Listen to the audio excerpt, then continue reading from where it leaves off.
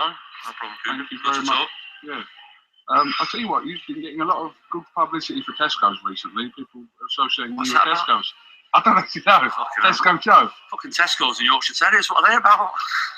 Fucking, where on earth has that come from? It's just like, do you know what? I remember Adam Smith, he was getting a lot of stick sometime for being a public boy, school boy, or whatever it was. Do you understand? And you just think, these people.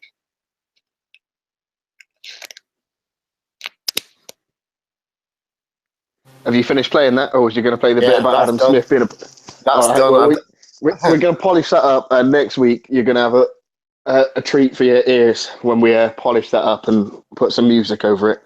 We're going to come at you with a new intro because we've been getting shit for the other one, and I will admit it's pretty boring. And Ricky Burns is not loved on this pod. It's only me and Ainsley at the minute. Ainsley's in a really good mood because Sheffield United have been promoted by winning the league. Ricky Burns has lost, and Tesco addressed his own nickname on IFL, so Ainsley's in an ecstatic mood. 4 days have just worked out. So what was it? Friday, United won again because we're elite. Press pass saying the link don't work. It works for everyone else. It worked for me. Send it to me again as a retard. Oh shit, wrong one. What was I saying? Yeah, so we won on Saturday. Friday, Saturday. I think it was Friday as well when that interview came out, weren't it? Yeah, it was, yeah. So that was just like fucking getting things started. Then had a good night out Saturday in Indongo, and Burns and Cardle got beat while I was out. Always nice. What happened Sunday? Fuck all. What happened? Nothing. Not much happened yesterday. And then obviously, we won the league on Saturday, didn't we? And then you did. Big day again today. We won again. Won some money. Everyone wins. Well, not everyone. Everyone wins. Everyone wins except Tesco Joe and Ricky Burns. Yeah. Lols. Anyway, let's start with Burns. I've seen a lot of people praising Indongo, but I can't for the life of me figure out why. He's awkward because of his size. He's ungainly, but he's not technically sound at all. His hooks, although it's a southpaw, remind me of Wilder. They're so like wild and swinging. The only thing he did well, I thought, that's not bad, was that he kept jabbing to the body, and I thought, that's not bad. He does that quite well. But other than that, he's just not very good. Things that are pretty. Yeah, that's what I mean. He does a few like rudimentary, basic things that most, especially fighters with a world title, should be able to do. But he's got no like special effects.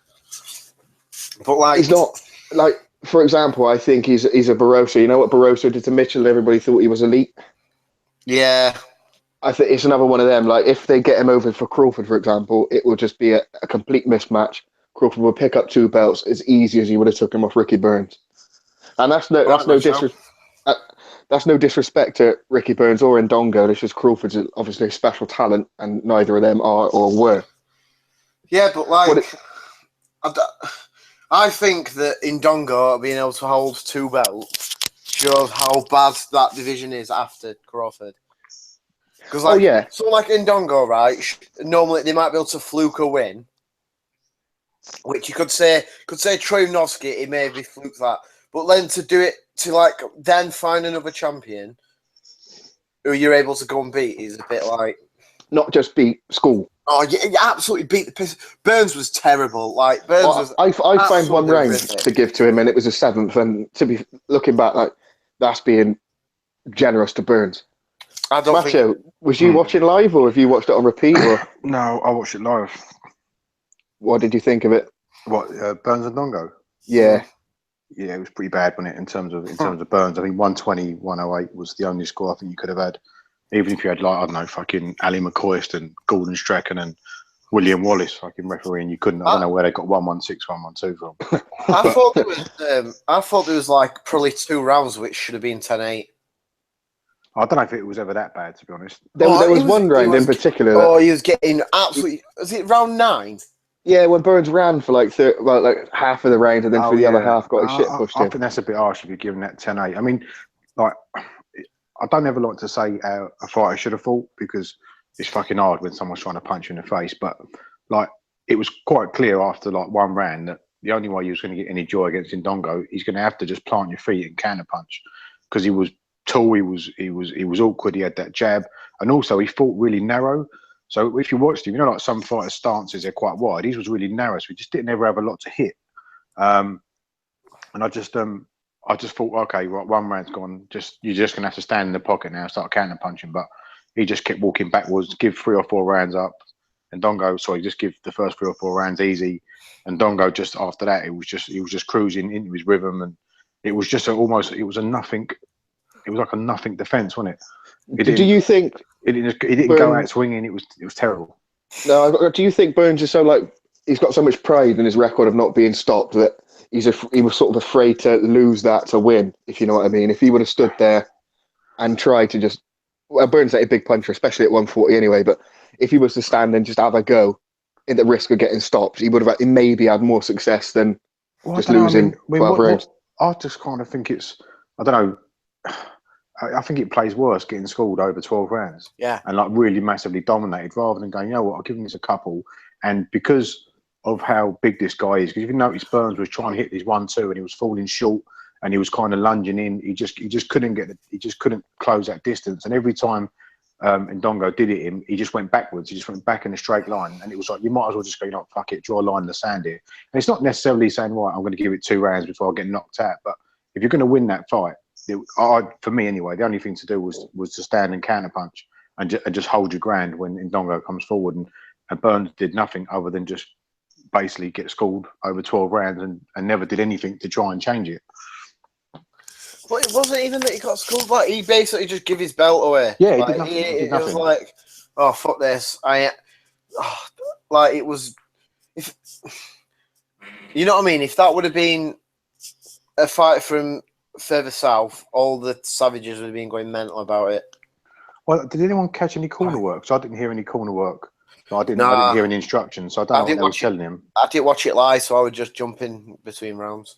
They only cut to the corner once, and it was Tony Sims whispering something in Burns' ear. You couldn't hear it. It wasn't. Yeah, I've noticed it does that quite a bit though. Sims, doesn't he? Because he talks like this, and it's all slow and boring. But Indongo, by the way, just very quickly, Indongo is not very good. I don't care what anyone says. His wild hooks he's throwing, he didn't look great at all. His wild hooks reminded me of Wilder in a way, like the way he just ungamely like straight arm through him. Yeah, and like his proper windmill from the side. His uppercuts were weird. I mean, his jab, he's awkward. Like as I said, he's got that really weird narrow stance, and when you think, I mean, there's not really a lot to hit here, and he's a big old lump, so he's going to be awkward for anyone. But I just think a good fighter would take 1 or 2 rounds just to figure out what's going on, and you just can't. You're not going to really be able to beat him on the outside. I wouldn't have thought, just because of how he is. Someone like Postel, who's big himself and technically very sane, like just that Eastern European style. I think Postel would just beat him. I don't think there's anything special about this Indongo at all. No, the other thing as well. Postel's decent though, but it's not like exactly. That's what I'm saying.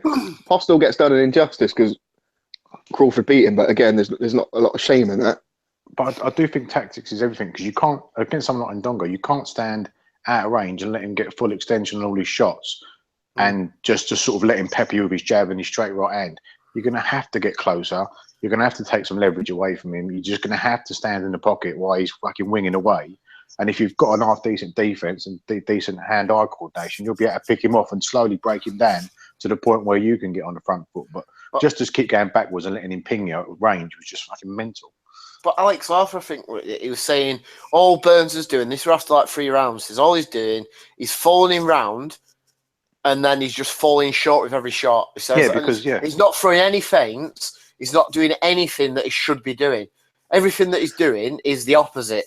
It's like, and he wasn't changing anything.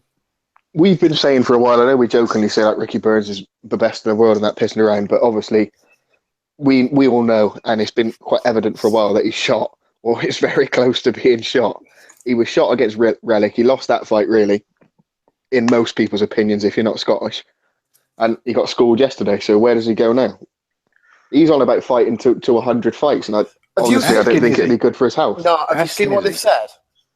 Have you seen what they've said? Fucking Burns, he says, oh yeah, I want to... oh no, I think Hearns said it. Yeah, they've got a rematch clause. No, it's not. Well, he said... no, he's got an option on him, but he said that the Brunner fight's still there. It's Like, get to fuck. Like, you've shat it from Broner on at least 3 occasions. Don't start saying now, because you've got absolutely nowhere to go, that you want to fight him. They're not fighting. Broner said he's not going to do 140 again when he couldn't make the Granados weight when they bumped that up. They don't give a shit, will they? They'll fight at fucking 180 now with Burns. Anyway, what does he do next? Like, for his health, he must have a few quid in the bank now. He must have recouped some of that bankruptcy. I think he should go on the English circuit. That division is good in terms of British talent. And I think there's quite good fights. Yeah, they might well do, but he could probably line up 4 or 5 fights at that weight against just English guys and British guys, and make a decent enough living for the next 2 years. Yeah, he's with Hearn, so like, who's he going to beat? But I'd beat Coyle. Well, actually, would he beat Coyle though? He's that fucking far gone, and he did that. He'd beat Coyle. No, he'd beat Coyle. Coyle had old man him. No, it'd beat. I still think Dad would be chucking strawberries at him. Exactly. I think this guy that he was fighting was big. He was strong. He was awkward. I think if you put him against a more sort of just a textbook A and B fighter, I think he'll fare a lot better. But there's some good names in that division, like British level. I think there's money to be made, and he might not have a choice, to be fair, because I can't see. I'm not sure what big name he's going to get. I mean, or whether he comes back down to. I don't know, Campbell maybe. I'll tell you now for a fact what's going to happen. He's going to fight Crawler, and it's going to be at some point soon, and it's going to be for a super duper. It's going to be like a super duper final eliminator again. I know Brian's been posting his. He's been doing his screenshots of like Hearn manipulating the rankings, but Crawler's just come off 2 back-to-back defeats. How is he going to get ranked anywhere to fight for anything in a weight above that he's never fought at? I mean, that's going to money talks. That's real creative accounting. That is to get him, because you can't even. There's no way you can fudge that. Yeah, but there's no story to be had there, is there? Well, it's quite simple, really, isn't it? You chuck Crawler out really early on maybe that Wembley card, get him a stupid win against a complete no-oper. Yeah, so I mean, you can't jump straight in. Yeah, you definitely can't. No, but you may like jumping straight into another meaningful fight, so to speak. Then instead of just jumping straight in from one to the other. Would we back him against Provodnikov or someone? Who, Crawler or Ricky Burns? Either. Oh, well, Provodnikov was so bad against Molina, but then Ricky Burns was so bad against... I'll tell you now. I think you'd struggle to give me a name of a fighter who's ever fought at fucking world level at 140. I wouldn't pick to beat Burns or Crawler. Like, see, honestly, right? And we need to get fucking... Relic fucking was beating the piss out of Burns at one point, and I reckon Relic can make lightweight easy, and he's not very good. Crawler's just not very good. Like, either of these two, let's get one. Easy. I was going to mention this to you earlier on. I don't know if you've seen, but Relic is fighting Rancis Barthélemy. Yeah, no, Barthélemy will absolutely school him, probably. Yeah, because that'll show how far Burns has actually gone. But that Barthélemy would have absolutely ruined Burns, though. But you know what the funny thing is? Apparently, this is just what I've seen. Hearns got an option on Indongo. Apparently, Hearns telling Indongo he's got to drop the IBF because Lipinets is mandatory, which means he's going to have to fight Barthélemy, more than likely. He's going to get fucking the piss beat out of him. It's just, whatever. But like, so I found the funniest thing about that rankings. About the promotional options is when Davis turned up and he went, what does promotional options mean? And Burns just, Hearn just looked at him and was like, it means I've got the options to promote his next fight. And I was just shaking my head thinking, he's got no idea what's going on around him, is he? How can you be a professional boxer and not know what it means when your promoter says, I've got promotional options? Well, he's managed by Charlie fucking Sims, so he can't have much between his head. It just shows you how little he understands, and probably why he does think that WBC title is a world title, that silver title. But just looking at I'm just gonna throw some random names out, and these are just guys who are ranked. I'm not necessarily saying that. I'm not leading you down a path one or the other, but right, Amir Imam, Victor Postol, Felix Diaz, Granados, Provodnikov, O'Hara. Who else we got? What the fuck's? Oh yeah, he fought there.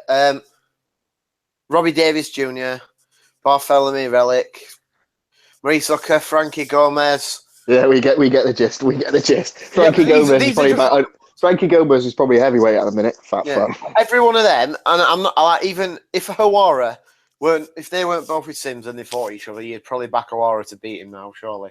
Is that Maurice Hooker the one who got that robbery win? Yeah, against Darley's Perez. Yeah, yeah, he's pretty garbage. There was two robberies on that card, wasn't there, Masha? Kovalev got robbed as well. Yeah, no. Right, I'll tell you what's a good fight for Ricky Burns. Obviously, a Scottish clash would be him versus Josh Taylor. Obviously, I think there'd be some money in that, but again, whether the McGuigans would let Hearn do it or vice versa. Well, look, that's funny what you mentioned Josh Taylor, because Burns said earlier, didn't he? Beats him. Yeah, that Davis will beat him. Well, that's what being in Essex does to you. It scrambles your brain.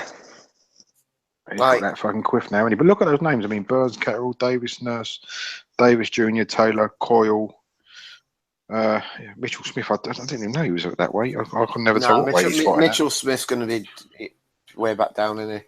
He's supposed to be a super feather, isn't he? Oh, God knows what weight he's supposed to be. But I'll tell you what, there's money to be made there. There's all those fights are good fights, and I'd even chuck Cole in all those. You look at those top 7, and I wouldn't mind seeing any mixture of all those lot. But the thing is, Burns is not going to get a fight against anybody who's not with Hearn in Britain. Nobody. Well, anyone associated with Warren, there's not a chance. Which is only everyone other than Hearn needs to favours from Warren at one point or another to get on TV and that. So all the other guys are tied up. He ain't getting anyone other than who's with Hearn. Put yourself in Hearn's shoes, though. How are you gonna?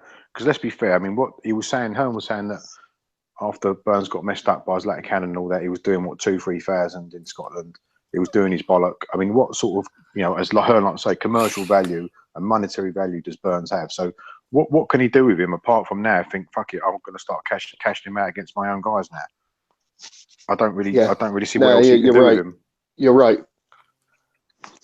Because they're not going to take him back up to Glasgow, are they, for like a British title fight or something? No. He's now undercard fodder for pay-per-views against. If they do manufacture a crawler fight, as Hearn said the other week, then obviously that'll be in Manchester because they'll come out and support him against me or you, for example. But anyway, moving on. Let's move on to someone else who lost, and it was also enjoyable for everyone because this one's been coming for a good while. This is Scotty Cardle. He managed to knock Barrett down twice and still lose. That's incredible. When's the last time something like that happened? Cardle was shit. When was the last time something like that happened? Oh, that's a good question. That last time it happened in a British ring. Anyway, you know one the last I can think of. Tony Conquest against Wadi Camacho. Wadi Camacho dropped him like 3 times, I think, and he got beat. And that was only a 10-rounder. Did he drop him back though? No. Well, he got dropped. How many times did Bellew get dropped against Oval? Yeah, it was just a once, right? Against twice?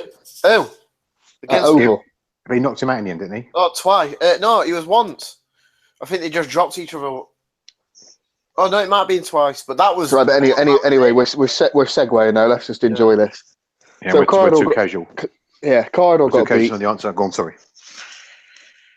He's been getting worse and worse and worse as he's been with Tesco. The longer he's been with him, the less talented he seems to be. It's like because he started off as a half decent boxer, but it seems to be like all the technique has been coached out of him to just be a come forward, high guard, get punched in the face fighter, and that is just not working for him. There was nothing he did yesterday. Like, it's bad when they went to Paul Smith at ringside and he had it even, and you think, bloody hell, Paul Smith's got this level. Barrett must be a couple of points up, which he turned out to be. Let's get it right as well. He's fighting a guy who had 1 KO. No, he has 1 KO. And I mean, if you're fighting someone like that, right, and things are getting tight, so if you're 8 rounds down and you know it's getting tight, why the fuck are you just not opening up on him? Because obviously there's fuck all he's got for you. He's got one of those really. I wouldn't. It's not like George Groves, but it reminds me a bit of George Groves. As in, it's like one of the worst styles to have. Oh yeah, I've got loads of movement, but there's nothing really that comes of it. I'm just going to sort of move around, look uncomfortable, look a bit awkward, and just do nothing, and have all these sort of herky-jerky movements which don't actually lead anywhere and don't set anything up. And my opponent, if he just stays a little bit out of range and just takes his time, is not going to be bothered by it. It just seems like everything he does, I just think, what are you trying to achieve? I don't really understand what your end goal is. It was, yeah, he's dying to watch, to be fair. And Hearn looked a bit raging because he clearly wanted I think the Campbell fight, but it looks like Tesco weren't having none of it. And now he's just like, well, Cardle, whether you like him or not, had a bit of name value in terms of Sky, and he could have got one of his stable over with a win against him. But instead, it's gone to Robbie Barrett, all due respect to him, which, you know, Hearn can't do fuck all with. I'm glad, because it would have been, it honestly would have been, and it's not just because of what it is, it would have been a disgrace for Scott Cardle to have held that belt outright. It would have actually been a disgrace. Like, he lost to Dodd, definitely lost to Dodd in that rematch, right? Yeah. And in the first one, probably stopped too early, and I think the scorecards had got it wrong as well anyway. And then who else did he fought? He fought that Hooper who was a sack of shit, basically. I mean, but part of me thinks that when they was, you know, they're talking about, we want to go like European Commonwealth, blah blah blah blah.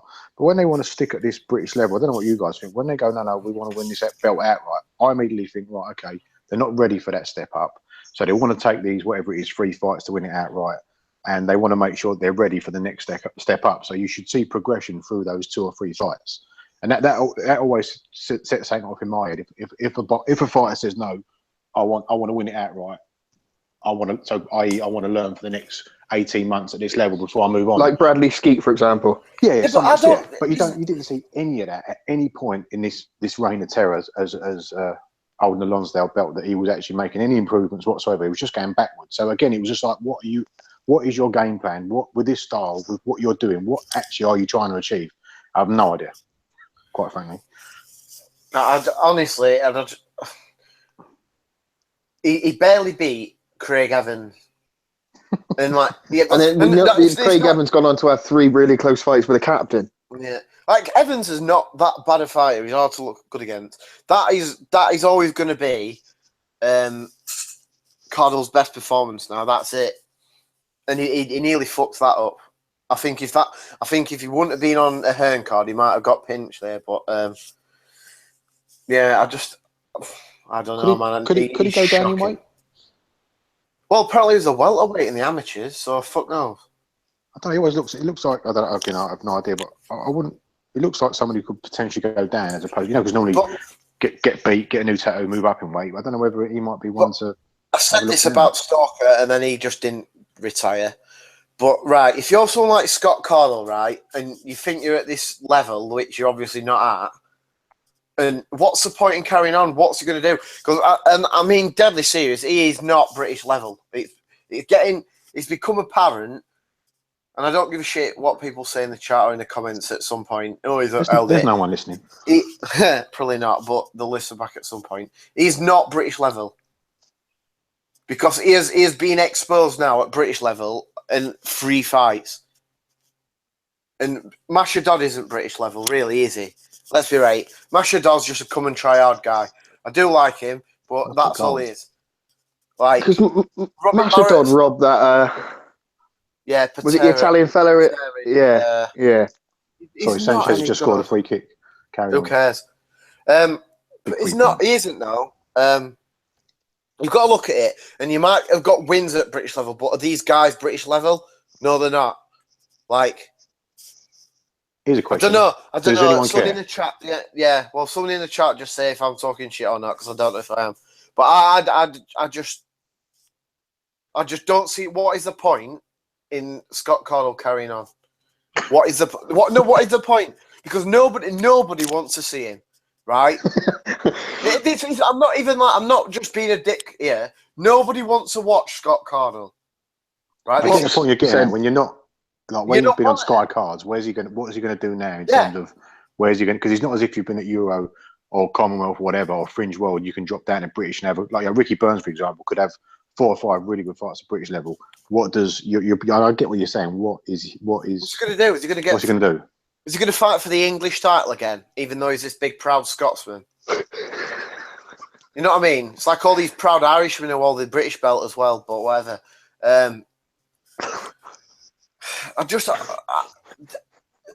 There's no place for Scott Cardle on these cards. There isn't.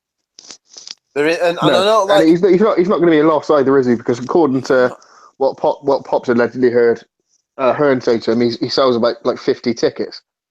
Yeah, well, his fucking old man was on getting all the Celtic fan club involved, weren't he, to do it? But I mean, right, but like, he's not though, is he? Right? You know who Cardle would fit, and it'd be a perfect fit for him if he signed for someone like Cole Greaves, and he's just fighting on these fucking middle of nowhere shows. You think Scott Cardle shouldn't be on TV unless he's an opponent for some fucking guy who's coming through. Scott Cardle is that bad. Like, I'm being mega harsh on him here, but it is right. Well, the thing is, you're not really being that harsh on him. We do often say, though, when Hearns says, I only want people that can sell pay-per-views and that, and we do always say, there's nothing wrong with being British level. I know you're saying that you don't even think he's that level, but I wouldn't say he needs to jack it in because he's struggled at that level. Yeah. Right. Yeah.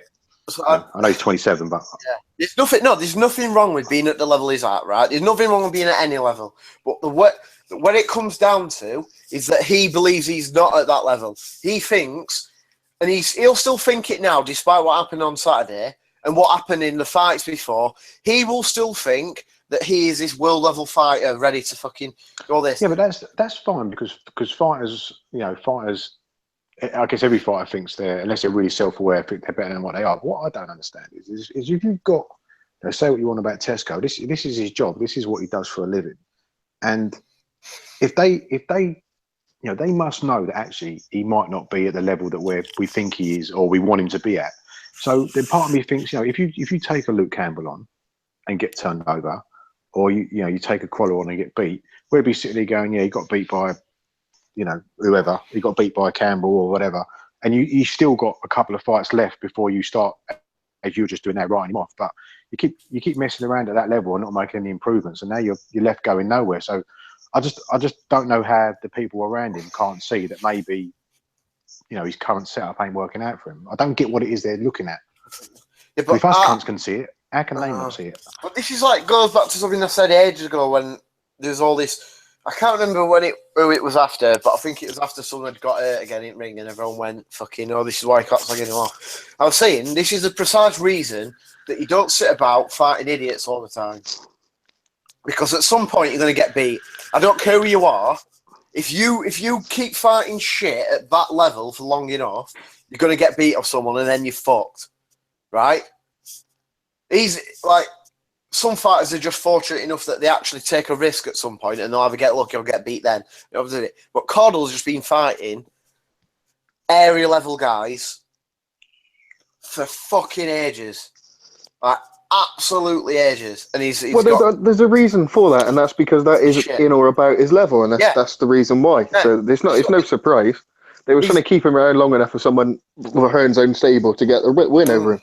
But that plan's backfired. He tried doing it with Dodd, didn't he? When Dodd sold all them tickets and got unlucky to get stopped by him, they brought him back, and Dodd should have won that really, and then that'd be the end of Cardle there and then. But anyway, moving on to someone who lost and made a successful return. We had Charlie Edwards beat Ian Butcher in. I found this boring as fuck. Charlie Edwards, I'm not a big fan of his anyway, but this bored me to tears. This fight, it's one of them where I ended up watching it through Twitter, just seeing other people get bored by it. It's one of those fights where you watch the first 3 minutes and you know how the next 33 are going to go. You don't need to watch it again. You don't need to watch anything else. You can watch the first round and go, every round's going to be like this. I'll just switch off. Well, I didn't watch it because, like I said, I was out, but then I was told by everyone it was shit. My only comment on this is Ian Butcher missed weight, and then I believe he put some fucking Facebook post out basically saying that people can't slag him off for missing weight because they don't know what he does, blah, blah, blah. Well, get fucked. You're a fighter. Your one job is to make weight. If you don't do it, fucking just retire and do something else. I don't give a fuck. I don't give a fuck if you want made weight for fucking 6 weeks, 6 days, 6 hours, or 6 years. If you agree you're gonna make it and then you miss it, don't start with your belly aching that people can't again your shit or looking to blame other people as well. Which seems it's the second time he's done it as well. He's missed weight twice now. Fuck him. Like someone like him, right? Who another one, fucking always the victim. Got given another opportunity and then he went and fucking shat all over it. So whatever.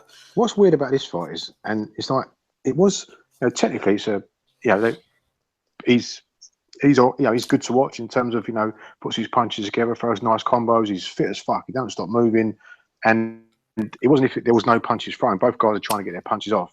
Yet for some reason, it was just like tears, and there was far more action in it than probably any other fight on the card.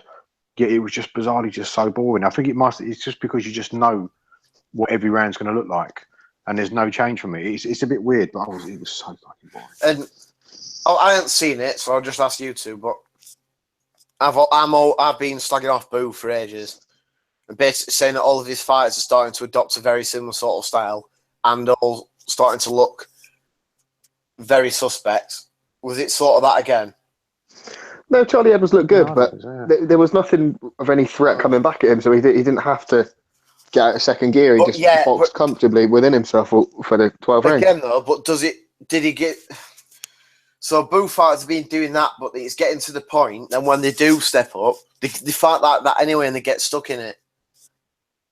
I don't know. That's his first fight under Booth, I believe, or second. First or second, anyway. I think it might be second under there. But he was talking about the Jamie Conlan fight, and he mentioned even maybe the Yafai fight, which he's calling Yafai out. No, that was Hearns. He didn't mention it. It was Hearns mentioned it. Hearns mentioned it, yeah. So maybe we do something with Yafai. Why did Yafai have to fight 450,000 eliminators or what it felt like that anyway, and fight all these guys at fucking English level, Commonwealth level, and all the rest? Yet he's trying to shoe on Pigface in for a second world title shot. Well, I guess it's super fly. You can always manipulate those rankings.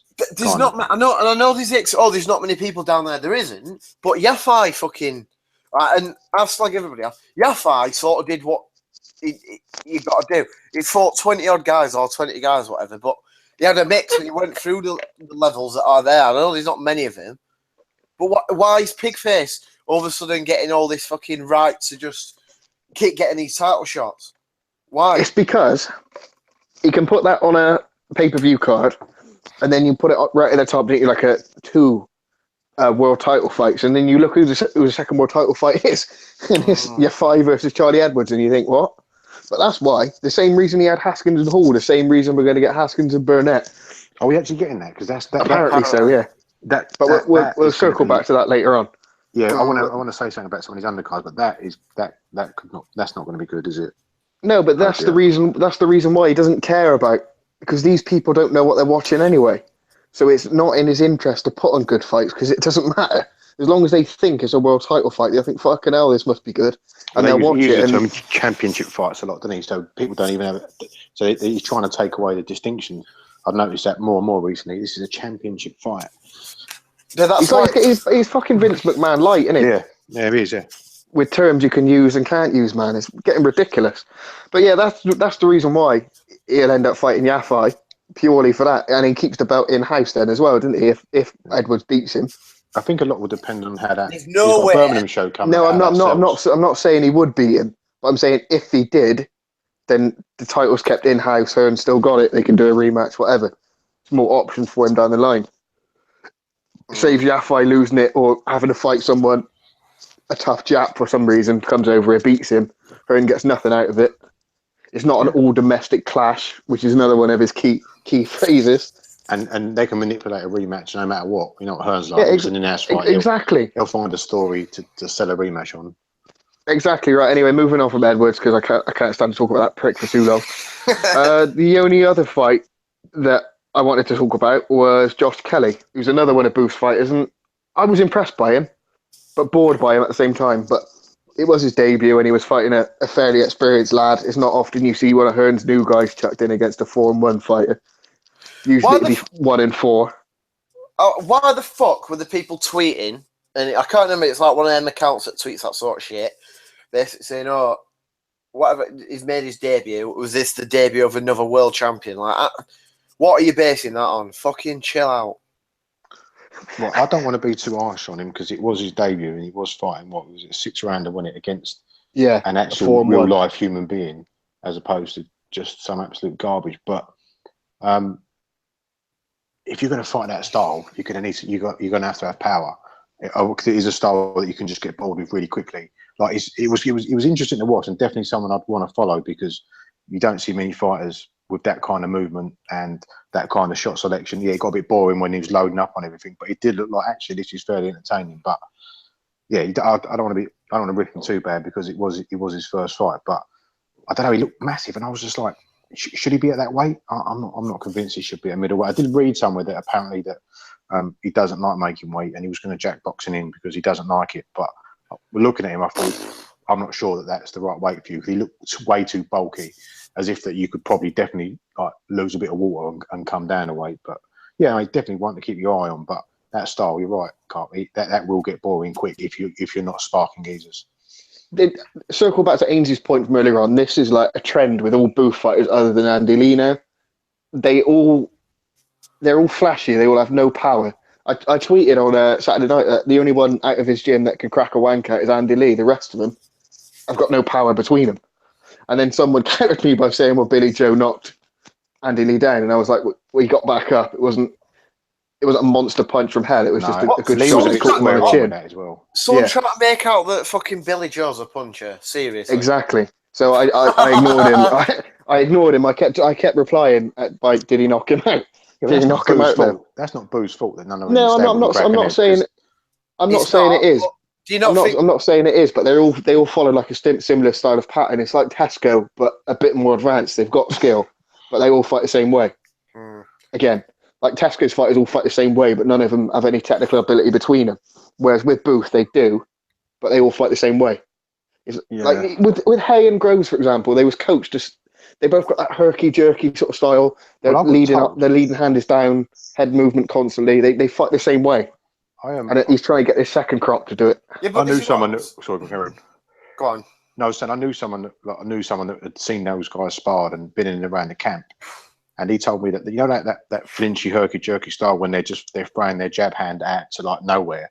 That's all intentional. That's all planned to offset the opponent, and they flick their jab hand out or flick a right hand out or stick it up in the air, do something stupid with it, just to offset the opponent. And the guy was telling me that is absolutely part of the plan. But we're talking when Groves was there. It was just Groves and Hay. But yeah, apparently that is one of his training techniques to basically use up a load of energy, flinching for no good reason. It seems to me a lot of coaches these days. I mean, I'm not old enough to go back to the old days like Eddie Futch and that, but it seems people. Like British coaches especially, they have a way of training fighters and they will just make their style fit someone as best they can rather than enhancing a fight like what a fighter's good at. They'll just try and bring him into their group, like Tasco's done with Cardle, for example. Cardle was a decent boxer. He wasn't a world beater, but he had some skill now. And Tasco's just took it all out of him to make him like all the rest, and it doesn't always work. Baldwell doesn't seem to be like that though, because if you look at Bellew and then I know you don't, but you're a bit like Si tells you something and then you just change your mind on it. But I like Caldwell. I think he's quite a good coach. I think he's a good coach, but I think he's a dickhead. He may well be mutually exclusive. No, he may well be, but out of the British lot at the minute, I do think he's the best. I don't rate McGuigan highly. But it's like fucking. It's again though. It's like being the fucking tallest dwarf. It's not like a. Oh no! Of course, but training in this country is abysmal. I'm surprised why Hearn hasn't given any of his amateur lads to Baldwell, unless he just doesn't believe in him or doesn't trust him, because they all go to Sims and now Booth's picking up quite a few of them as well. I know. Yeah. Well, he wants more base down there, doesn't he? That's what it is. I've said before, there's a problem with that. I'm not a big fan of that camp. I don't think again, it's easy for us to say sitting around, not fighting, but I don't like the idea of having that in-house camp where it's all nice and easy and everyone's having a little run and having a laugh and they're sparring each other and it's doing a bit of pad work and doing a bit of bad work and taking pictures of your selfies and then going down to Nando's. I ain't sure that's the right way to do things. It reminds me of Arsenal's dressing room, that does. Yeah, it is. It's very, very nicey. We're not going to criticise anyone. It's all going to be nice and relaxed and fun. And it basically is trying to create an environment where all those Olympians and everyone else thinks this is great. I'll come to Essex. I'll get a quiff. I'll get a fucking free pass to the Sugar Hut and, a yearly subscription to Nando's and happy days. Seems to be working. Nando's black card. Yeah. If I got a Nando's black card, I would quite happily go and train with Tony Sims. Nando's is so shit, though. I don't understand why. Yeah, but it's free. If you get a black card, it's free, isn't it? Yeah. You can't win free food. Only thing of note on that card, other than the shit we talked about for an hour or whatever it was, is Coley was back out the cage again. Knocked out some bumming around. But he was getting lit up for a bit, man. It was quite entertaining. Yeah, I thought I was in WhatsApp with Brian, I think it was, and he said, "Are you watching this?" And I went, "Yeah." And just as I said, "Yeah," I said they've stopped it because this bum was actually getting some shots off. Probably because he wasn't really hurt when he stopped it, and he was starting to land. So instead of making a Coley look bad by getting lit up off this bum, I think they just stop it prematurely, don't they? He's a cruiserweight, isn't he? No, I think he is. I think he's like a fringe cruiserweight heavyweight. He can be what he needs to be. He's not going to be an heavyweight at that size, surely. So is it actually legit that he's sparked AJ and he's a cruiserweight? I got told this off two different people. So I got told it initially off of one person who's normally right, and then the other person who said it, because the first, I was told it, and he says I'm being told that he couldn't fucking remember the name. And then I prompted him with a name, and he went, "Yeah." And then I was told by a different person, and he just came straight out. And the two people are not connected anyway, and he just came straight out and went, "It were a Coley who's fucking done Joshua." And the fact that Coley were being he didn't want to say yes or no when fucking Coogan asked him, it basically means yeah, he did fucking do it. Well, that list is lengthening of the people who sparked him out. I was going to say, who hasn't? So I don't think that's like much of an achievement anymore because Dubois done it. Well, did he though? Because I'd be confident enough to say that he didn't, because the usual suspects would have been fucking flying to fucking say it, and it wasn't. Dubois shit as well. Well, it's a bit early to be saying that. Mate, I don't give a fuck. Right, if you get him made out to be this monster, and he looked fucking AIDS last week, and then he's fighting a cruiserweight on Saturday. So this is what I said. Well, we'll see. He's 19. He's 19 years old with 5 amateur fights. You like Gassiev, and you cut him slack because he had no amateur fights. So you'll cut him some slack for now. Yeah, I'll cut him some slack, and he fought fucking Lebedev after 20 odd fights, and he weren't fucking. You didn't have Warren and everyone else shoving him down your throat, saying that he's the next undisputed fucking heavyweight champion in the world. No, well, of course, but then you just drown that out. It's white noise. When promoters talk to me now, it's just white noise. You follow the sport so long, you learn to not listen to the shit. What was you saying, mate? I was at Dubai. I'm going to call him Dubai, whatever the fuck he's called, Dubois. Yeah. Like I know we're probably. I'm being a bit hypocritical now because I didn't like the hype with AJ, but I don't know. It's quite a good little story that Warren might have there. They're kind of just putting it out there that he's roughed up AJ.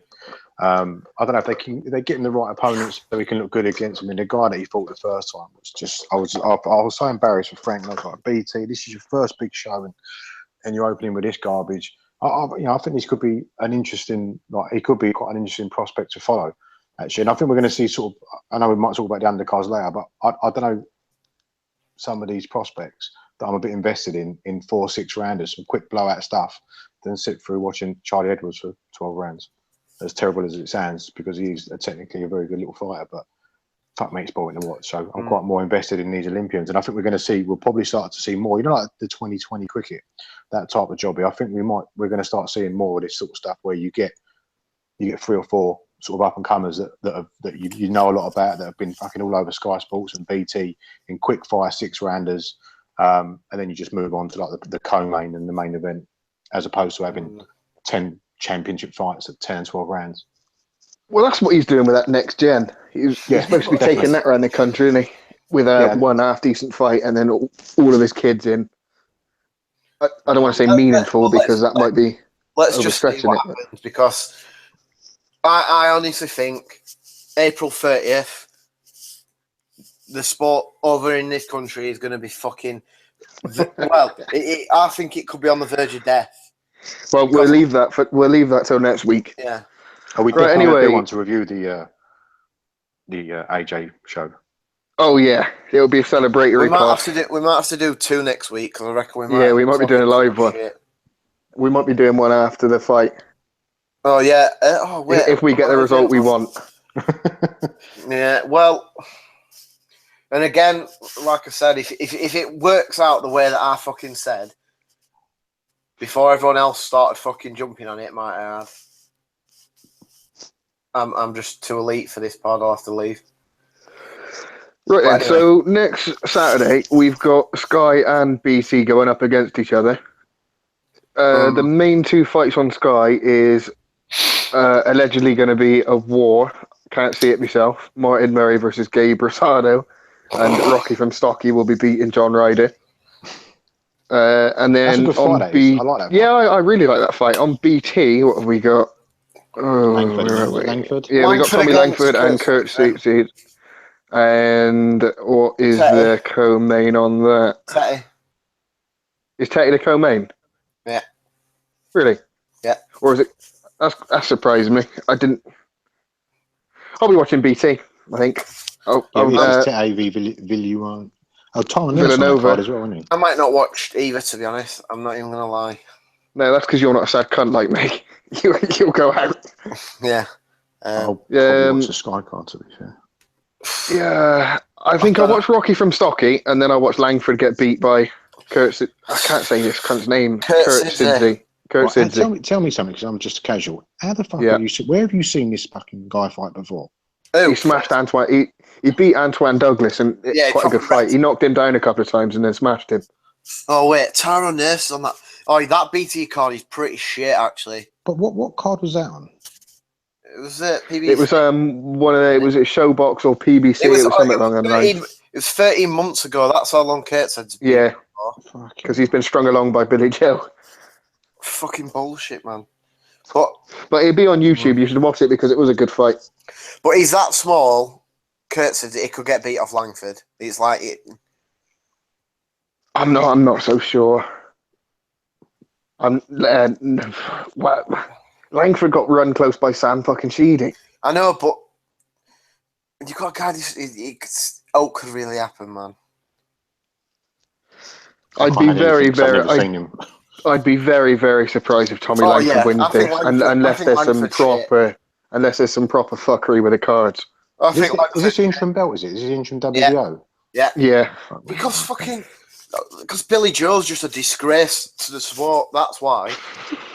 I am not mincing my words with that cunt. He makes me sick. He is an absolute disgrace. But whatever. Right. Anyway, let's do the Sky card, and then we'll double back to this, because if Macho wants, he can have a little quick Wikipedia of Kurt Sidsley and learn something.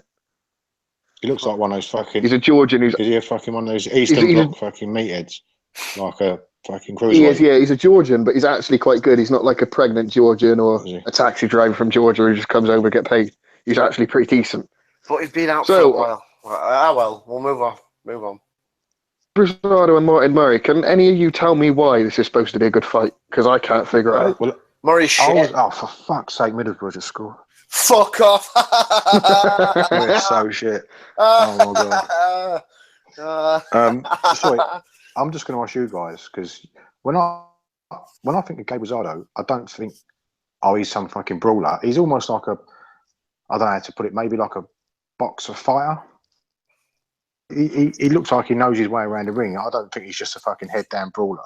I know he cuts up really easy and he's not got the greatest head movement, but against what's his name, Lemieux, he shows some good counter punching and he put some combos together. He looks half decent. What am I missing? What have I not seen? School me. Why are they saying this is going to be some absolute war that's one. What did Hearns say? Could be one of the best fights of all time, or something he was saying. Well, no one can figure this out. It's a mystery to us all. Certain people have gone fucking mental at me about this. So when it first got signed, you may have seen him on Twitter. He's blocked me. I'm not going to get in the story anyway.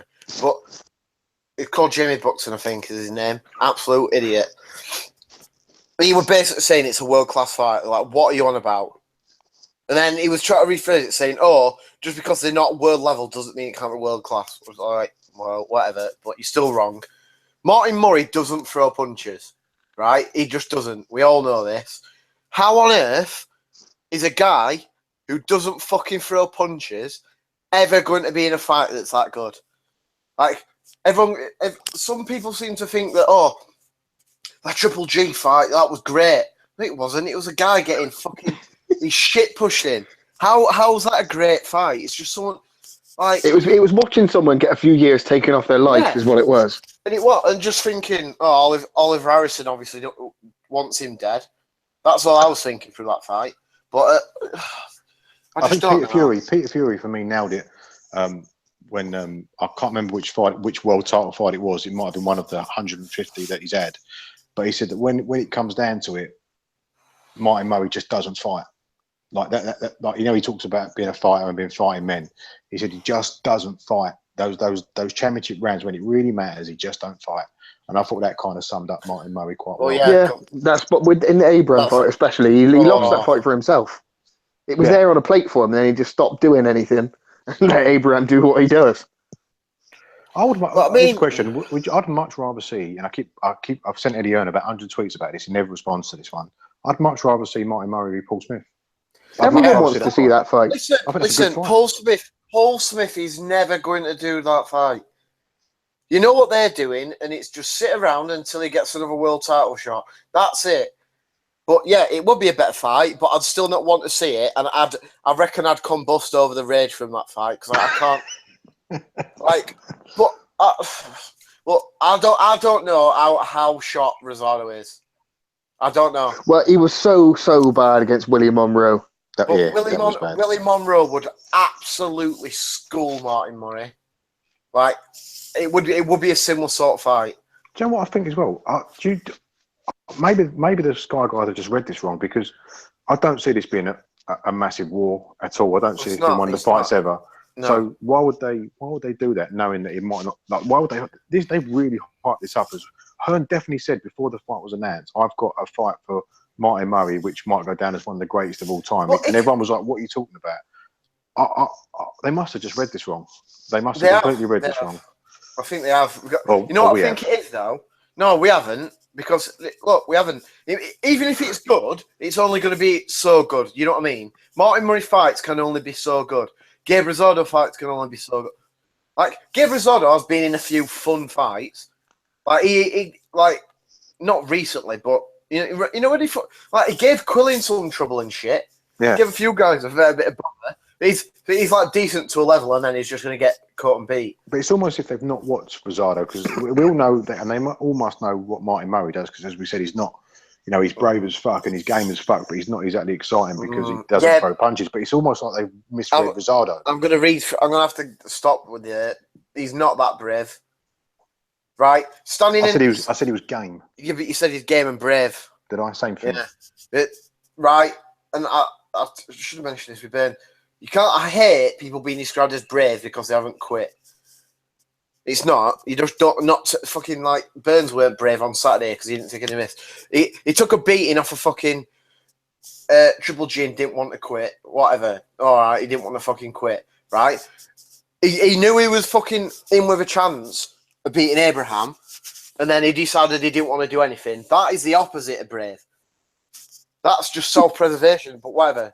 Off on a tangent. Continue with your point. I do apologise. But he's been out. He's fought out in Monaco. He's been to Germany. He's been out to He's been out to Argentina as well. I get what you're saying about the he's been with George Groves. I probably get the brave take, but I'll definitely say he's like, you know, I guess I said it the other week, didn't I? That, you know, you shouldn't give a fighter credit for turning up, being fit, and trying to fight. And maybe I'm giving him too much credit, but yeah, you are. He is maybe game. Yeah, maybe not brave, but he is game.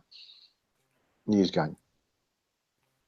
Yeah, Well, but You've turned me over there. since the Golovkin fight, he lost to a Shit. Georgian. He beat a Georgian, beat a Spaniard, lost to Abraham, beat some other bum, Yeah, but lost to Groves, he was and bad in that fight. robbed Yeah. some 154 bum He won in even Monaco. That was at Lowell, wasn't it? Yeah, and Yeah. he's a light middleweight, and that was a super middle. And then since then, he's decided he can no longer make super middleweight. He can now make middleweight again. Yeah, well, he said this. You know when Billy Joe beat Andy Lee? And Billy Joe tweeted him something. He's like, "Oh, I can make middle again." I'm like, fuck off. But he was awful against Groves. Like, that's as bad a performance as you can. Like, how many fighters get slagged for fucking doing nothing in fights, like Bellew and shit against him? He was just as bad. It was terrible. Terrible. He did what every Groves opponent will do if they make it to 12 rounds, and he did manage to look decent closing because Groves fade so bad. But anyway, moving on from that, because I can't figure out what's a good fight, and neither can you two. If anyone can, please feel free to tweet any of us or Any of the write in the comments. comments. Yeah. How many is there for? Oh, someone's raging. Someone's raging in the chat. Why? He's saying, call Liam Riedel, that's obviously not his name, saying, get me on this for fuck's sake. Gang of virgins chatting shit. You little virgin. Martin Murray would spark you easy. Right, I'm going to say this again. Granny, so.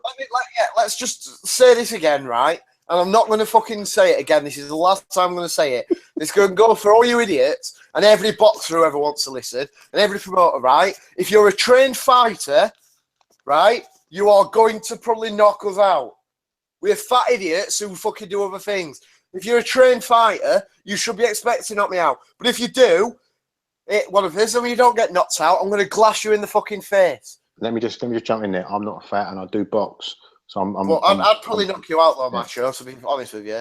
Well, unlikely. But let's carry on. Let's just get that right. Whoever this virgin is, he's a weirdo. But yeah, Marty Murray's shit. Let's move on before this world. Yeah. So right, just Rocky question before we get on to that. What's the angle? So he's back at middleweight now. So Martin Murray picks up the W here. Let's just say he does. What's the long term plan? What's I'm thinking? They're going to be hanging around at middleweight for Golovkin to get all the belts, and then leave them all, drop them all. Leave them all, yeah. And then it'll be like a rat race when everyone picking up. Or everyone will be collecting stupid ranking belts beforehand. So as soon as they leave, they'll be like, "I want a title fight. I want a title fight." It'll just be it'll be like a championship scramble. 18 months. I wouldn't be so surprised if he moves up. What before he gets the Canelo fight? Oh yeah, I think if he fights Canelo and he gets the lineal, I think he'll just move up and say, "Well, that counts as 4."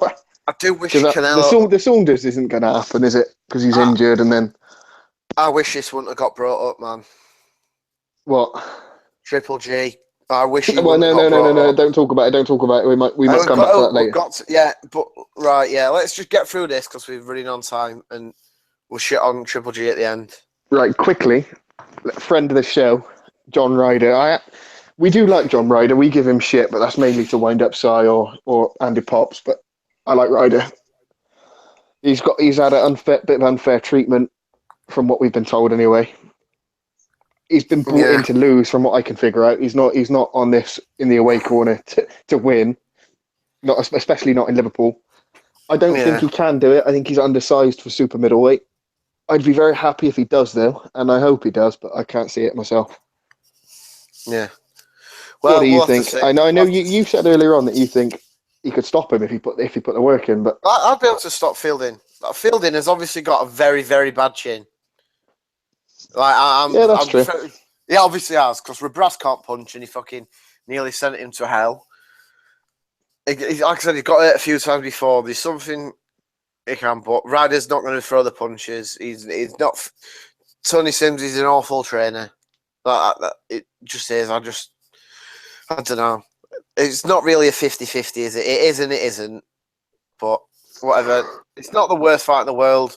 I'm not going to be paying much attention to it. If Ryder's motivated, but it's always ifs with Ryder. If he's motivated, I mean, I don't know. It's so difficult to pick Rocky Fielding to win anything because, as you say, if Robresse is having you in all sorts of problems, then that's a concern. I wouldn't be shocked at all if I can see Ryder stopping him more than I can see it the other way around, to be honest.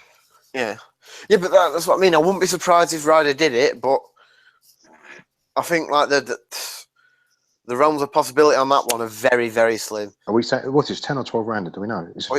For British, it's 12 round, isn't it? All right, that's going to go 12 rounds, isn't it? Casual.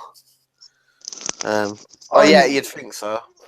Ryder never seems to get no luck on the cards, so if it goes 12, he's definitely not winning. Yeah, but he does that to himself because he just don't work enough, does he? He almost he's easy to score rounds against.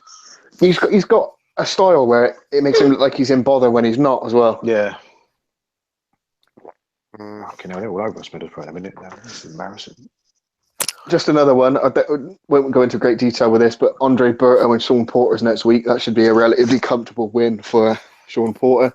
And Bob Aaron's got his WBO extravaganza with Magdaleno, Max Bursak and Ramirez, which is a honking fight. That's the worst fight. That's the worst fight that's been made. That will be made this year. That is definitely going to be the winner of that one. Yeah, that's pretty bad. What was the other one on there? Shakur Stevenson's making his debut. Yeah, pay-per-view, man. Come on. Who's the other WBO fight he's got on there? I can't remember. Oh, I mentioned it earlier on, but it fell out my brain. I didn't realise that fight had come around so quick. This has been on and off for about fucking 18 months, hasn't it? This Porter and Berto fight. Yeah. Signed it, not signed it, signed it, not signed it. I didn't realise it came around so quick. Charlo's on that card as well, isn't he? Yeah, who's he fighting? That's a 154 title on the undercard of that. Let's have a look now. Charles Hack. Great radio, isn't it? Me WBC. just not yeah, of course it is. Yeah, me not remembering stuff. But there we go. So that should have a lot to review next week, and we preview Big Vlad sending Femi straight to hell. Again, we might have to do 2 next week because I reckon that Femi stuff might have to just get rolled into something else. That should be a special. Yeah, because I think it'll be a pain in the arse trying to do that in one night. Ainsley, you got some GGG hate you want to get off your chest. Before you do this, can we just say this ain't the asylum? We're not hating on him because it's not a cool thing to do. No, this is a legitimate grievance that we have with Golovkin, and it is okay to critique him. He's not. I can't think of any words to say now. He's not immune to criticism. He can make mistakes. His team are just as bad as any other fucking team. Just because Tom Loeffler says things and you think, oh, bloody hell, he seems like a nice guy, doesn't mean he's not a cunt like the rest of them. Yeah. So, Ainsley, go ahead. So, all we've had for years now, it feels like that, is this all the belt shit, all the belts, all the belts, all the belts, all the belts, all the belts, all the belts. That's it. So then it can fucking... And I know fucking Sons will be being a little shit and asking for loads of money, but that's a different thing. If that's how that one panned out, that's how it pans out. You just deal with it. But fucking Oscar saying, "Oh well, if you fight Sons, we're not going to fight you." Well, why would you care if you want all the belts? That's your priority. And don't start fucking dropping this lineal shit on me because you don't give a fuck and no one gives a fuck really. So then, all of a sudden, oh, well, we're not going to fight Saunders now. We're going to wait for him. Well, why? Because you're basically just doing the same thing that everyone else does, that you've been pretending that you're not like for fucking all this time. Well, they're claiming he's injured. He's not fucking injured. It's bullshit. No, they're claiming he's injured from a fight when people say that, oh, the punches that landed on him were ineffective and didn't do any damage. So it's either one or the other. They either did hit him and he was hit hard, or he's lying. So what is it? But my thing is, I can see this here. They'll have fucking gone along with this bullshit. There's no fucking cast iron agreement in place. And then Canelo come with some bullshit or Canelo get beat. Because I'd love to see that, so I just keep saying it. But, sorry, I'm confused. What are you shitting on him for? Because he's waiting for the Canelo fight. Because you can't say for fucking years, and it's been like 3 years now, that all they've wanted is all the belts, and that's their only interest. They're going to do this, that, and the other. And then fucking Oscar starts making demands when all he's doing is being a dickhead. So then, oh well, we'll change our plans completely. It's not about all the belts. It's basically we just want as much money as we can get. That's it. It's not fair to say that's the fight that he wants. So he would probably, if he had both of them here and now, you can fight Saunders, or you can fight Golovkin, and they took the Saunders fight. Would you not be going on a minute? We've been chasing the Golovkin fight for 10 years. What is the Canelo fight other than money? What is that? I know money's why they all do it, but they've constantly said, "Oh, we're not motivated by money. We're motivated by making history. We want all 4 belts. We want to do what Hopkins did. We want the most defenses. All that crap." And then when he had the chance to get the 4th one, and it's unlike Saunders to be up for a fight at any time, let alone actually be demanding one. Exactly. Another thing, Tom Loff. I listen to, because I'm always in the van driving around. I listen to any and every old shit going, and they had Tom Loeffler on the 3 knockdown rule with Steve Kim and Casual Lopez, and Tom Loeffler was saying that they're not going to have their schedule dictated to by anyone. They'll do what they want to do, and if the Canelo fight happens, it happens. And as soon as Oscar comes and says, "Actually, if you fight Saunders, we're probably not going to fight you," they shit the bed and they wait around and feign an injury. He's not injured because he can't be injured, because then at the same time they've also been saying that. Who would you rather see him fight, Saunders or Canelo? Yeah, but it's not about right. It's not about this anymore. It's not about who I'd rather see him fight. I don't want Billy Joe to fight anyone ever again. I want him. I don't, because he's a fucking disgrace. But like, I'd much rather them actually fucking do what they say they're gonna do. Instead of I wanted to go to Kazakhstan. Rages. Yeah, I'm not. We wanted to go to Kazakhstan. Yeah, I'm just fucking sick of it, because basically they've just been fucking trying to market themselves as one thing, it's the other. And there's always been suspicious it's been like that, but it hasn't. And I don't give a fuck what certain hips are saying that you can't basically get criticised. Let's just chuck this out there, because I actually don't really care either way, to be fair. I haven't really got an opinion anyway. But can we potentially blame Golovkin's team if they're like, well, do we want to hang around and wait for Saunders, or do we want to enter into lengthy negotiations with Saunders, given his sort of past performances over the last 18 months? Yeah, but this is fine. Negotiate with him, and then say They had a contract. Tom Loeffler said they'd send Saunders a contract in like 2 days or something, and then it never turned up. I know, like, they probably stopped direct messaging Billy Joe Saunders when they realised he couldn't read and write. Wasn't that like a few hours after Golovkin's last fight or something? No, it was before it. But they was obviously confident they was going to beat Jacobs, as was everyone. They didn't expect to struggle with him, other than a few Kevin Horn. No one really thought Golovkin would trouble him, or have any trouble with him, rather. I'm happy for you to be raging, and I'm all for that. I don't really think this is a situation to rage over, because I think any which way, if it's Saunders, then we get the fight for all the belts. If it's not, we get Canelo fight, which is a fight we all want to see. I don't really think there's a massive issue here. I'm not really bothered. I think either of those fights is good. So it's not a rage as such. Like, rage is something with Paul Smith, or in Ainsley's case, Billy Joe Saunders. Are we not going to do the Williams fight from talking of rage? Are we going to leave that? Oh, look! No, let's not. Yeah, that's not good. That's not good. That's a sore point. But it's not so much a rage. It's more of like, he's just the same as everyone else. He's not anyone special. He fucks up. He says things and then doesn't follow through. This is boxing at the end of the day. They all talk, and very rarely they deliver. And he's exactly the same. And you know for a fact, because I'm always slagging K2 on here about their actual promotion, because they're just a fucking joke, basically. Like, they don't know what to fucking do with Usyk, so basically now they've dumped him on fucking Bob to fucking double up with thinking. But that's going off on a tangent. But they will not have got any fucking sort of pre-written agreement. So they will go on this word, and it'll turn up, and they'll get offered like 50 quid to fight, and then they'll be like, no, we're not doing it, and then they've fucked themselves in the arse royally. And then they'll want everyone to have sympathy with them again. But shit, all get off the pot time now. You gotta fucking. Do you know what it could be? Why they may be waiting for that Canelo fight? Because they didn't look good in the Jacobs fight. He might just be thinking, there might be like thoughts creeping in at the back of his mind, thinking, I haven't got long left. If I have to fight another 4 times before I get Canelo, I could slip up here. I need the money for this fight. I need to have it while I still can win it. Because I keep saying every week this, but popular to contrary belief, I actually think Canelo is pretty decent, and I don't think that's one-way traffic, that fight, at all. He's improved a lot, Canelo, over the last couple of years. I don't keep watching training videos of him, but people keep posting videos of him on pads and stuff, and I just think, you're actually really good. You're like when they do the counter punching drills with him, he's such a good counter puncher, and his He has hooks really to the improved, body I are think. incredible.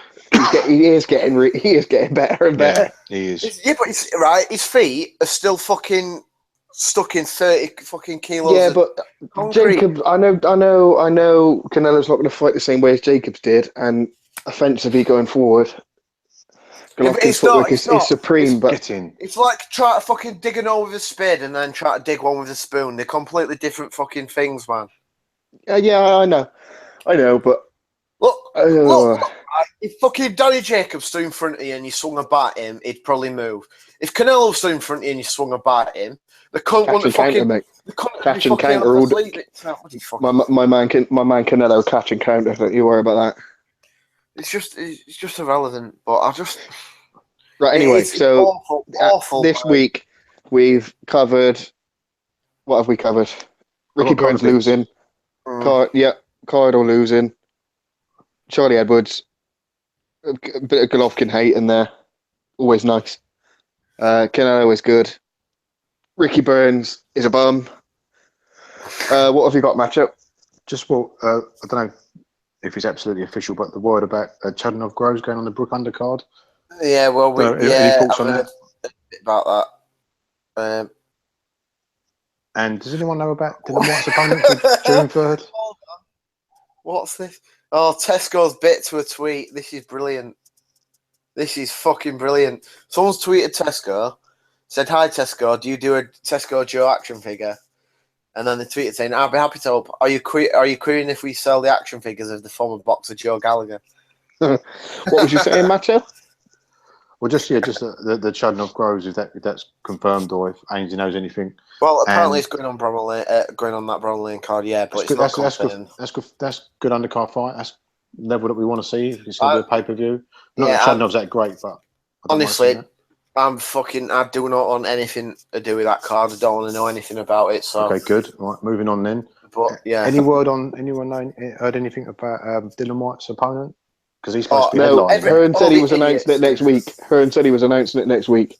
My prediction will be, I wouldn't be surprised if it's like a Gerald Washington. It was Gerald Washington. Or too good. Gerald Miller, someone like that. Someone half decent, but it's not like those guys have probably beat him. Like, I love how everyone, because I tweeted taking the fucking piss, saying it was Brazil, and then you've got people still fucking quoting it now, so it's like actual. I think that's a good fight.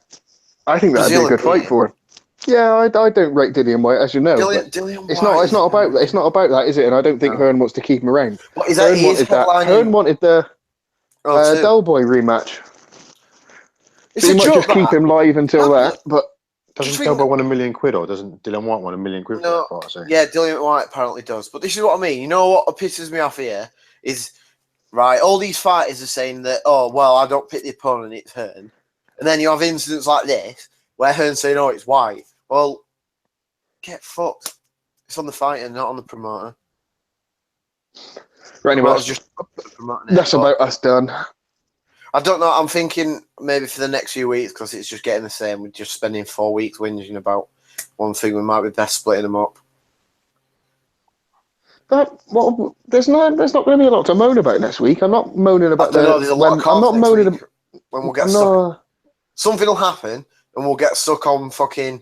Well, we've got to next week because it's the Femi one, and the week after we're going to have to. Yeah, but I'm not going to be moaning about that Femi fight. I'm actually really looking forward to it. No, but I mean, you're not. What I'm saying is because we're just going to end up chatting shit about that one thing for ages, and then we're. Yeah, probably. That's what I'm. We might treat you with 2 hours of Radio Gold. Then we might do a review show of all the shit that went on the weekend, and then later in the week do a Femi show. Yeah, I think the Femi show should be that will be a technical analysis, loads of detailed breakdown of the all the 4 listeners of the Femi fight. Detailed analysis of that fight. Been a few tonight. Thank you for listening. Yeah, you actually get quite a few. Why is no fucker called in? What do you mean? I'm surprised no one's called in. It's only us. We're not doing that really. We might do it. Next no, week, he means like where's Dewey is still sore from Liam Smith headbutting his guy. Yeah. Sai's like bloody international man of mystery, and you can never get hold of him. And Press Pass is a prick. Yeah, Press Pass is in the DM saying, no, it don't work. He's saying to download an app. So we'll download the app then, idiot. and then he's just disappeared. Just quickly, the more I think about the Joshua Vlad fight, I'm really excited for it. It'd be decent. I didn't want to be, but It'd be I decent. But yeah, the fuck knows. That's going to be come fight week. That is going to be fucking massive. I mean, was it that boxing Tom Craze, whatever his name is? It's only the first time ever that HBO and Showtime have done like a dual broadcast. That's going to be absolutely insane. Well, it's false hype, though. It is false hype. It's just this is just like sort of epitomizes boxing now. You've got a guy who could be right. We don't know. A guy's not fought for 18 months, and his last fight he got schooled outside, right? Against a guy who's fought fucking nobody. Absolutely nobody. How is this such a fucking massive fight in the sport? Listen, you've got to give Hearn credit, mate. He is just a fucking master promoter. You have to turn it that way, but this is a fucking... Everyone keeps saying how boxing's booming. I think this fight is an absolutely perfect example as to why that's a load of bullshit and the sport's pretty much on its arse. It's because you've got the storyline, haven't you, of whether the potential is real or the sort of old great. Yeah, but that's always been there. It's always been there to think, but it shouldn't be there to fucking this level. Like, it's just ridiculous. Like, fucking idiots at work talking to me about it. I'm just like, you have not got a fucking clue. Femi's a big star anyway. Yeah, I do like the tagline as well. They've nailed the tagline there with Femi, future great against, and then it's a question mark, isn't it, against Klitschko, still great. I think that kind of sums it up. That's it in a nutshell. That's it. Well, it isn't, because I don't think he needs to be great to beat Joshua. I think he's got to be decent. No, but the point is this still Klitschko? Is this still Vlad? Yeah, I know, but what I'm just saying is that everyone... So people like us who fucking have some idea what we're on about, we know that Vlad doesn't need to be Vlad. He just needs to be decent. Yeah, he just needs to be... And we don't know enough... Well, let's get it.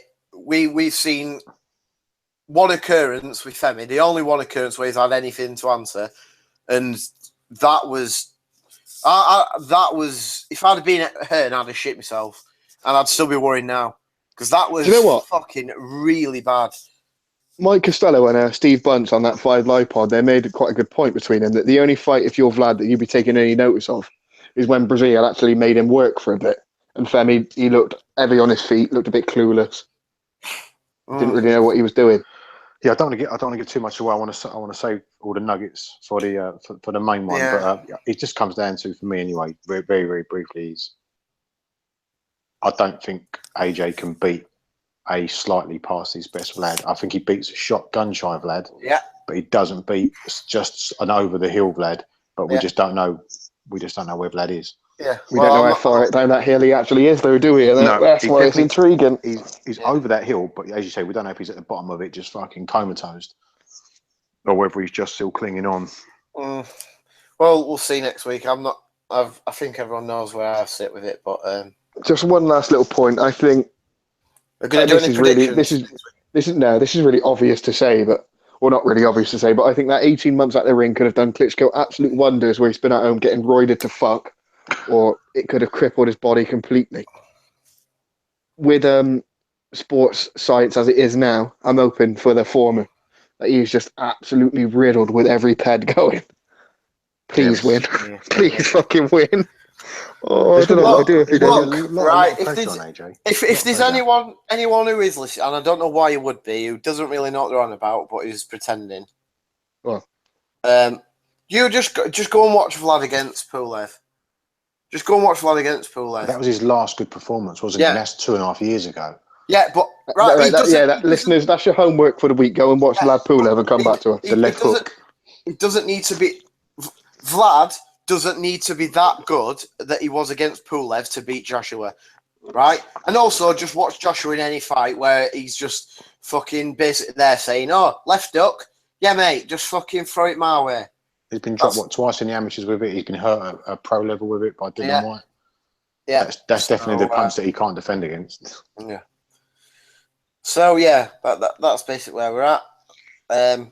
Fuck knows. Fuck the cult. We'll see you later. Tesco shags dogs. Right.